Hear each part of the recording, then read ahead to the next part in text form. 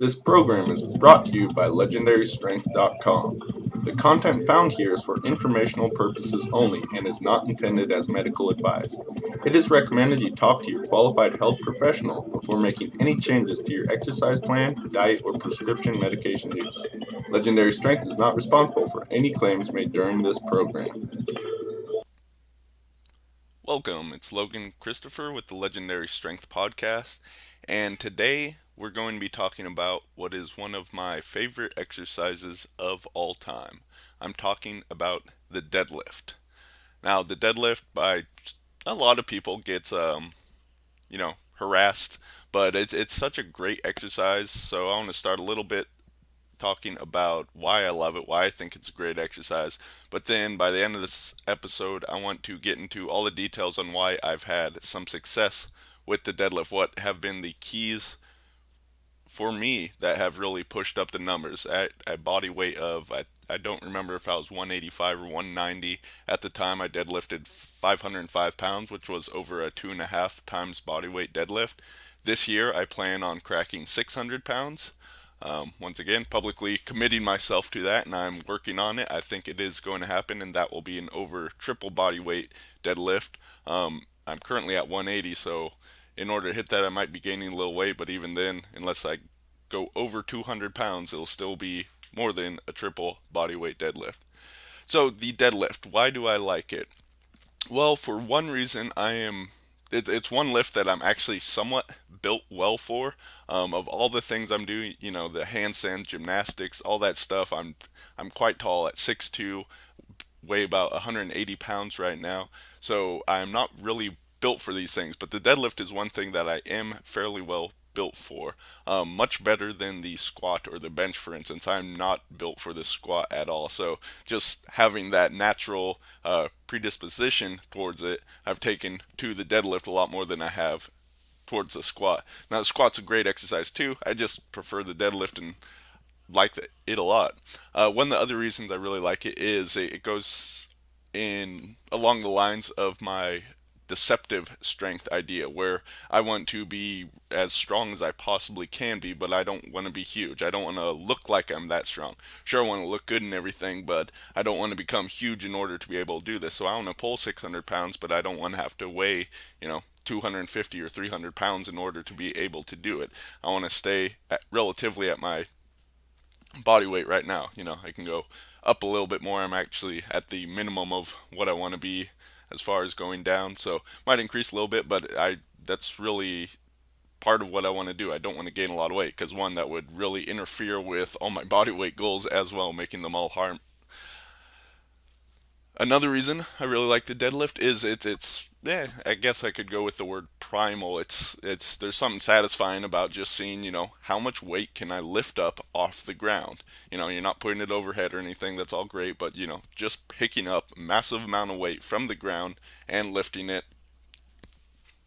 So it's a really cool on that level. So it is an exercise that you can handle a lot of weight. And when you handle a lot of weight in whatever you do, it just seems more fun.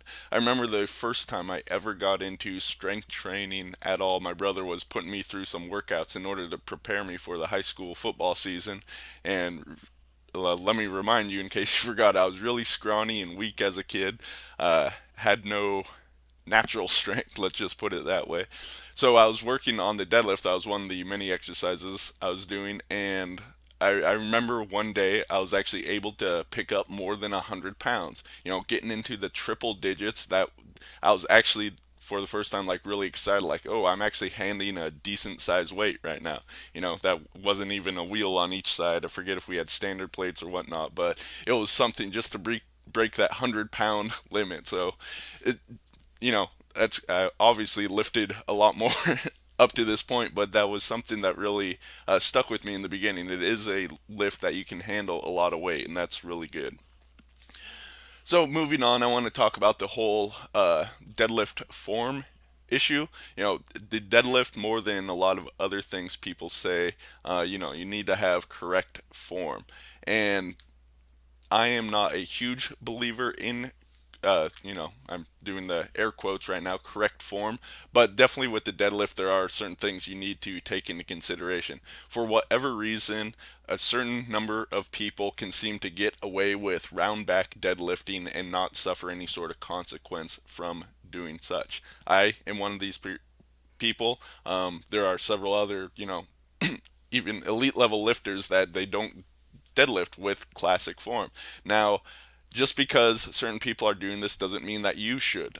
You really have to figure out if it works for your body or not. In teaching anyone, I encourage them to start with, that correct form, keeping the lower back especially really arched, and getting into the position and going from there. What seems to happen for some people, if they're not used to this position at all, then they're just going. I mean, everyone kind of reverts to round back once the weight gets really heavy, and it's kind of interesting if you're really in that, as if that's your strongest position. Why are you coming out of it? Is the weight just pulling you out? But if you're able to lift something with more of a round back and you're actually stronger there. So there's some debate to it. Still, you should get good coaching on the deadlift as far as doing it right in order to get started. And I would encourage everyone to definitely start with that classically correct form just to make sure you don't hurt yourself. It does seem to be biomechanically a better position. For whatever reason, as long as I'm listening to my body, even if I'm not in that perfect position, the deadlift does not seem to hurt my body, even when I'm working with massive weights.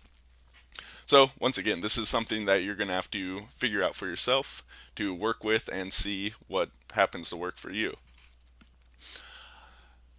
One of the reasons I like the deadlift as well is because I've had quite a bit of success in it, and anything you have success with, you seem to like more. I like the idea. I think Eric Gutman was talking about this, choosing your nemesis exercise. What's the one exercise, and you'll probably know this on the top of your head, what's the one exercise that more than anything you don't want to do at all just because it's so hard and so difficult?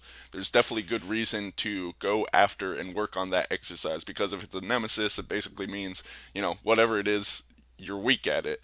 That's why you don't like it so much, and it can be because you don't like it, or it can actually be like a weakness in your body. Whereas if you spend time to bring that up, you're going to do much better. Still, there's also value in working with the exercises you like a lot. What happened for me was, after I got into the whole biofeedback training, which I'll talk a little bit about because it really ties in how I do the deadlift, over the period of summer, I forget, this was maybe 2 years ago, I think 2 years ago. Over the period of just a summer, a couple months, my deadlift just kept going up and up and up, and it didn't seem to end. And it was closing in towards that 500-pound mark. But then I went back to gymnastics, stopped deadlifting so much, and all that. By following my biofeedback, I was able to do it without this classic form, and just saw my numbers keep increasing and going up and everything like that. And I wasn't hurting myself at all. So that was really cool. Then a little later, once I got back into the deadlifting, I was pursuing that 505-pound goal, and I was able to hit it. Again, I was using biofeedback training a lot. That is testing your exercises to see how your body is reacting to them, whether it's a good exercise to go with or variation, all that. And in this time, this is contrary to what most people will tell you to do with the deadlift. The deadlift is usually trained, at most, I'd say like once a week in most programs. Some beginner stuff, just getting used to it, can be twice a week, something. But most elite people, and I'm not necessarily calling myself elite at this, but a lot of people train this exercise not very often. For instance, Drew Patrick, who I'll be talking a little bit more about, who's at the Superhuman Training Workshop, he ends up training his deadlift, it's like once every 2.5 weeks, something like that. So that's not very often at all. Yet he's able to get much stronger doing that. For me, during this time when I was going up to 505 pounds, I was actually training the deadlift, some variation of it, at least 3 times a week. The only reason I was able to do it with that sort of volume, although these weren't necessarily all high volume days, but doing it with that sort of frequency, was because I was listening to my body's biofeedback, and I was varying the intensity of the exercise. I was never going all out super intense. If you do that, try to do that 3 times a week, it's not going to work. There are basically two ways that you can train successfully. You can do quite a bit of frequency and volume as long as the intensity of everything you do is moderated. And by intensity, I'm not talking about, how heavy of a weight is it, but how much effort do you put into exercise. You can do a lot of training if you don't do all that much effort into it, which is also a big part of the biofeedback training and why it works very well. Or a different model is you can go balls to the wall in everything you do. If you do this, though, you need time to recover, and you need lots of time to recover. And most people that go this route, they don't allow enough time to recover, and that's really what leads to injury and all that. So these are two different models. You're going to have to, I highly encourage you to experiment and find what works for you. For me, I've gone really, especially since a lot of what I do is more skill oriented, so it requires more consistent practice. I'm really working with the moderated intensity, much more frequent practice. So doing this with the deadlift, even though I'm handling heavy weights, I can work with different variations of the exercise and can actually do it, 3, sometimes 4 times a week with some variation and actually be setting PRs. I've never been a big person with, light, medium, or heavy days or anything like that. If I'm going to lift, I'm going to try to set PRs. I don't like to ease back. That doesn't mean I'm going balls to the wall, but I'm still going to be working to some degree. So eventually, following this, I was able to hit that 505-pound goal. After that, I changed what I was working toward, stopped deadlifting for a while, have just recently got back into it with, I guess I could say, full force, going after that 600-pound mark. So now I want to talk about what is my training. I mentioned a little bit about it, but let's go into more detail. What the number one key that has worked for me in increasing my deadlift is variation. Variation in a couple different things. First of all, the exercises that I use, and then variation in weights, reps and sets. So let's talk about the exercises first. The deadlift, and when I talk about how much I love the deadlift and everything, usually the way I lift, the classical one is I use a conventional stance and I pull, from the ground. That is the main lift and what I'm really seeking to go up, because that's what when I do compete in anything like in the tactical strength challenge, that's the deadlift that's used. If I did other competitions, that would be the lift as used. So that's my main benchmarker and what the goals happen to be. But that's not the only lift that I train with. Right now, I've actually just been working more with that and the Jefferson deadlift, which is where you straddle the bar. One foot's in front of it, one foot is behind. I've been working with just those two variations. I need to start bringing back in more of the variations like I did when I was pursuing that 505 and what led me to hitting it. Let me mention something about the Jefferson, why I like this exercise. One, it's a forgotten old time lift that not many people do, so just for that reason alone, I seem to like it more. But I really enjoy the exercise by itself for a couple reasons. One, because you're straddling the bar, you have one foot ahead of the other, you have an offset stance. You're bringing into play a lot more, stabilizer muscles like your obliques, and really you'll feel this exercise all throughout your back, your rhomboids, everything when you're doing it, because you're in this offset position. You have one hand on the basically one hand is behind the front leg, one hand is in front of it. So it's an awkward position, yet it is quite a stable position. In some ways, it's better than the conventional deadlift, because even though you lift real close to your body in a conventional deadlift, I mean, pretty much everyone would say you don't want the bar out in front of you. Actually, I think everyone would say that. You're still, because the weight is slightly in front of you, because your legs are in the way, you're not pulling directly in the center of gravity that you have for your body. And because of that, there is some potential for hurting yourself, just because if your back isn't in place, it can end up being pulled out of place just because you're a little in the weight is a little in front of your center of gravity. With the Jefferson, you're actually going in line with the center of your gravity. So overall, even though it is a bit of an awkward, twisted position, I would say it's actually a safer position. Another way you can actually have this more safe position is to do trap bar deadlifts. In the past, I really like these, and I have a trap bar. I just haven't used it recently. I enjoy the Jefferson more, and that way I don't need to be offloading and unloading a bar all the time. So the trap bar is another way you can do that, where the weight is centered where your center of gravity is, your balance and everything. So it's a safer position to do. So for those reasons, I like the trap bar. I also really like the Jefferson deadlift. That is something that I work with a lot.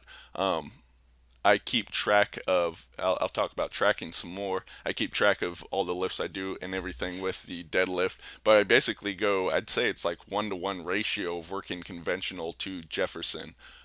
Going back to the biofeedback idea, I just try out each exercise and see which one feels better. And lately, that's all I've been working with, those two variations. I'm going to start bringing back in a lot more of these other variations.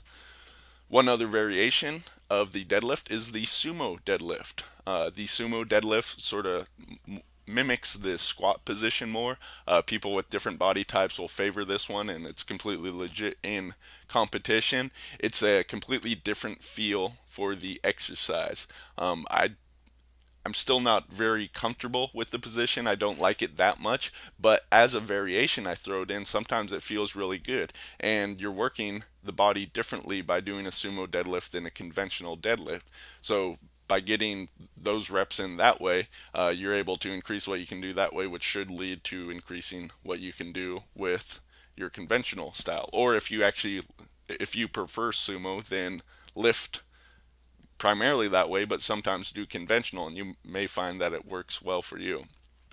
So those are some of the normal position or normal range of motion. You have the conventional deadlift, sumo deadlift, trap bar deadlift, and the Jefferson deadlift. Let me also say with the Jefferson deadlift, you can have your right foot forward, you can have your left foot forward. Likely you're going to find one of those is better than the other. For me, it's my right foot forward, but I still do reps with my left foot as well. Just has a different feel. Also with the Jefferson, you can position your body differently. You can use more of a high hip position, a lower hip position. You can be turned more to the side and facing parallel with the bar, or still facing primarily toward the front, so you're perpendicular to bar. All sorts of variation you can play within that one exercise alone, and that's why I like it so much. So those are some of the normal deadlift variations I do. Another thing I really like to work with is changing the range of motion. This is huge for really putting up your deadlift. One that isn't used too often, I don't see it too much, but an extended range of motion. So you raise up your feet. You can just, it really doesn't need to be a whole lot of range of motion that needs to be added to this. I mean, you shouldn't just keep on increasing it, but just adding like a couple inches can dramatically change this lift, especially if the hard part for you is breaking the weight off of the floor. Then you'll want to work there. You're going to analyze and find what your weakness is. In this case, it would be breaking it up off the floor. So specifically, the extended range of motion deadlift would help you, because you're going to, by working from an even worse range of motion, you're going to be building power there. And then when you go back to a normal range of motion, then you're going to be much better in doing it. And let me say this also at this time, actually the deadlift, just because of how the weight of the plates, although that's the standard and everyone uses that, it really isn't a full range of motion itself. Full range of motion, I guess, would be touching your hands to the ground. So it is sort of just arbitrary that it happens to be there, but that is what's used in competition and seems to be a standard that works well for people. So let me just say that. So the extended range of motion, you can just work a little bit further range of motion, and like I said, this can really help you if you're having trouble getting the weight just off the ground in the beginning. That's something you're really going to want to look at if you're pursuing deadlifts to a big degree. What is your weakness in the lift? It's not just the whole lift, but there's some part of it that is holding you back because you have more than enough strength in other parts of it. For me, it's not the ground so much. Although I like to throw these extended range of motion in every once in a while, it's really not my primary go-to. exercise that I need for assistance. For me, my dead spots are somewhere around the knee region. Um, Basically a little under the knee. So the best way for me to work those is set up the deadlift in a power rack at different heights that correspond to that. If I'm right around the knee range motion, then it's very hard for me to lift it. We were actually at the Superhuman training workshop number 3 this past weekend, and Drew was teaching the deadlift, and we started off with these partial deadlifts. He set it up at one height, so depending on the height of the person and everything, it changed where the lift was. For a lot of people, it was a over the thigh. For me, it happened to be like right where the kneecap was. So one, it was very uncomfortable to be in the position, but really I didn't have much power pulling from there because that is one of the weakest points. For whatever reason, I leverage my body in that, and I don't have much. What that means is I need to work exactly in that range of motion, despite the fact that it's uncomfortable, to get a lot stronger. The reason I'm able to pull better than what I could actually do in the rack there is because I use momentum coming up off the ground to blast through that area. If I work specifically on that dead spot a lot more, I'll have more strength there, and that combined with the momentum off the floor, I'll be that much stronger for the whole lift. So with a power rack, and this can be done in certain ways even if you don't have a power rack, but you set up the pins at different heights and work that. A great lift that I really like that can really work the grip a whole bunch is just doing a hand and thigh lift. This is a extremely short range of motion. It's not even really a deadlift so much as it's not a support because you are actually lifting in place, although you can hold it at the top, but you're doing a very small range of motion lift, where basically you are just picking it up off the top of the pins and lifting less than an inch in many cases. And oftentimes they call it a hand and thigh lift because you're not really using the deadlift position so much, but you're actually getting your thighs a little under it and able to lift up with those as well as you do it. So it's something fun to play with. So working partials in all different ranges of motions is great. One thing that I haven't been using recently, but I used back when I did 505, was the Plateau Buster. This is a specific item from Ryan Pitts. It's a swing handle, so you can do really heavy kettlebell swings with it, which is great fun, loading up like 200 and having a two-handed device to do that. But it's also great for deadlifts. It sits in a partial range of motion. You're going to be a little wider than normal, but this is something that I used a whole bunch, and it was fun, and I got over 700 pounds on it. I had to modify it to be able to fit more plates, and I actually used pretty much all the plates I had at the time. But it was a very fun, and it was an easier way to set up than actually getting the bar in the rack, unloading it, then loading it back up. So I used this Plateau Buster swing handle often in order to be able to work this partial range of motion. So those are the variations in the exercises of the deadlift that I use. And like I said, using the biofeedback training, I can go into the gym and I can test out exercises, find out what works well for me, what feels the best on a given day, then I'll do that. Lately, I've just been going back and forth between the conventional stance and Jefferson deadlift. And like I said, the ratio seems to be 1 to 1 on how well those feel. On one day, the conventional will feel better. On another day, the Jefferson will feel better, but I need to start working in more of these partials, and because it's specifically the partial, because that is my weak point, and I know by working on that it'll bring up everything else.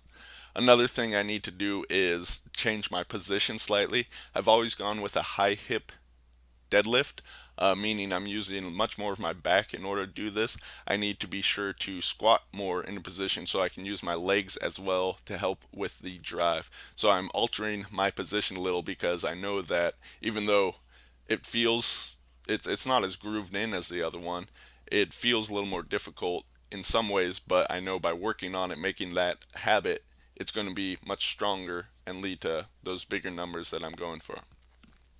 So the other key of my training, like I mentioned, we have this variation of exercises, but it's also variations of the weight, reps, and sets.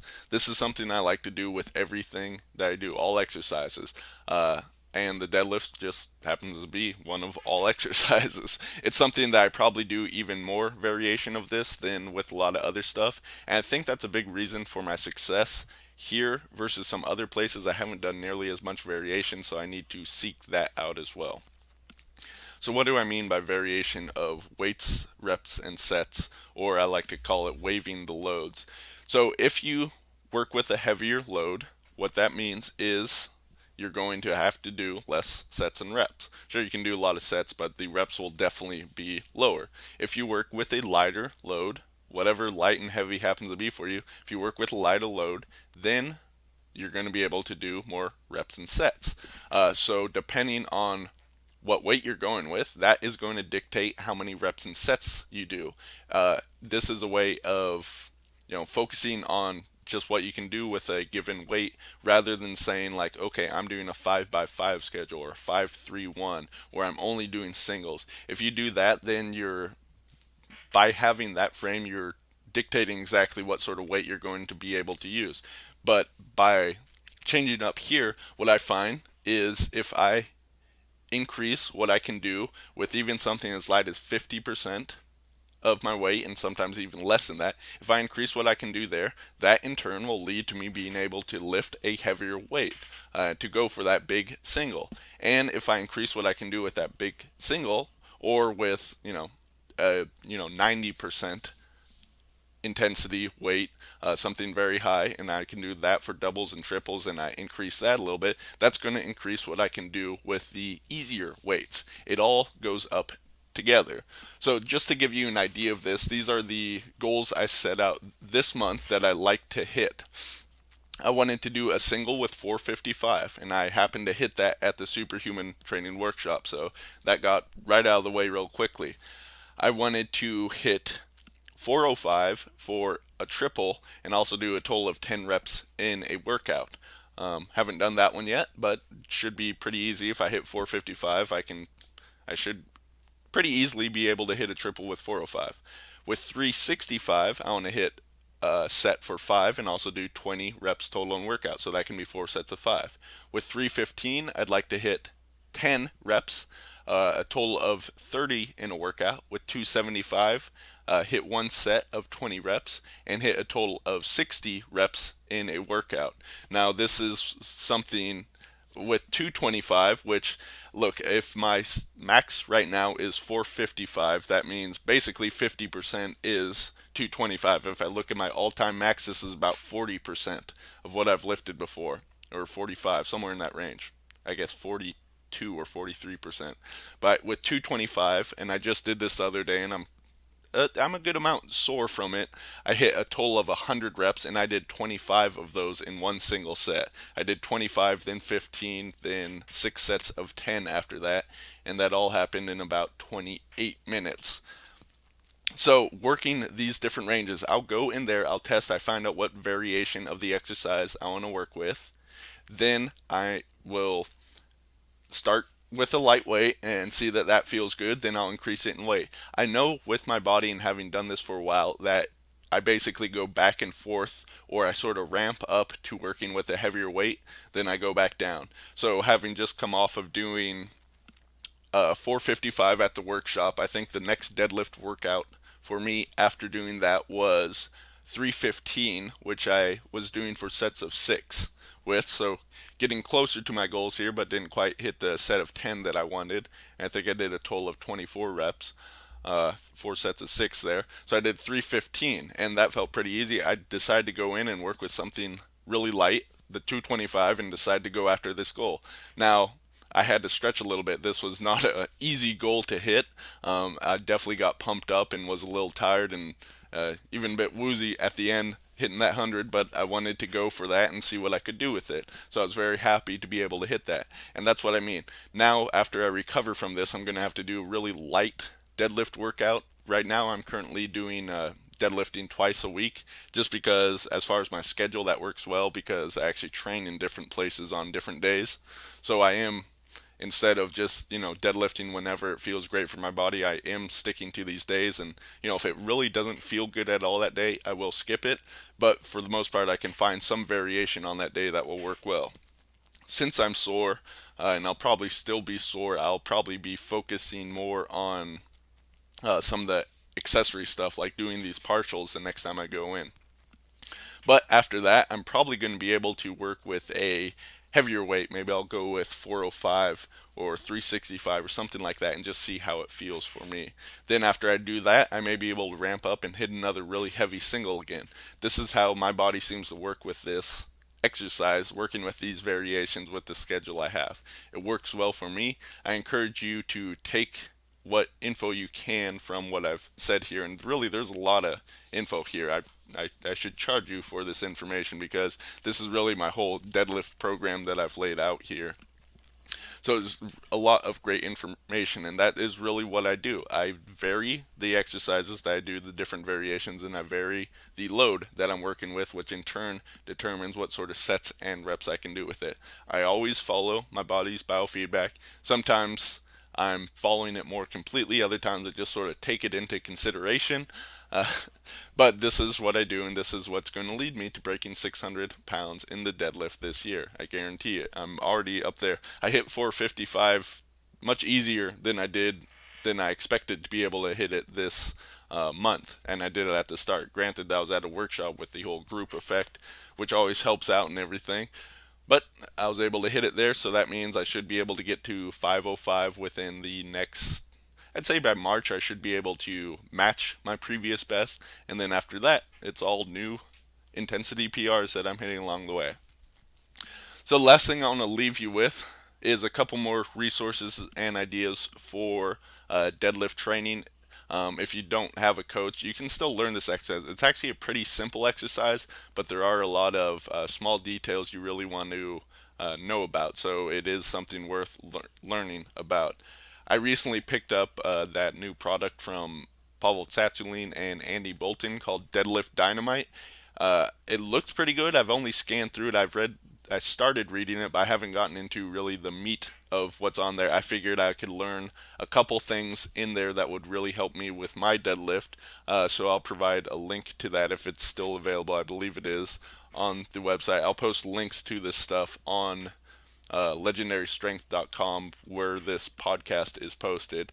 As I mentioned, at the recent Superhuman workshop, Drew Patrick was coaching everybody in the deadlift, and people were having lots of success, lots of PRs and everything right there. There's some really cool stuff that I picked up. We're going to be having the videos of all that released relatively shortly, within the next couple weeks and everything. I got a lot of editing to do, but that is coming along. So I highly encourage you to check that out, not just for the deadlift, but I mean, we have information in all sorts of different areas, and you can either pick up the whole complete set, which is highly encouraged because there's so much great there, or individual stuff. We're trying something new this time. So anyway, we'll have more details about that coming out, I guess, starting next week. So definitely keep your eyes and ears peeled for that. I'll also provide some other links on my blog if I think of anything else, but I'll also link to some of my articles about training the deadlift, the video of my doing the 505, the Jefferson Deadlift, all that stuff. So be sure to check out legendarystrength.com and go to where this podcast is posted, and you'll see details about that. So that's going to wrap it up. We had a little bit of a longer episode today, but I hope you gained something useful out of how I train the deadlift. Be sure to let me know how you liked it, or if you have any questions, post them on the website or email me. That's going to do it for us today. Thank you very much for listening.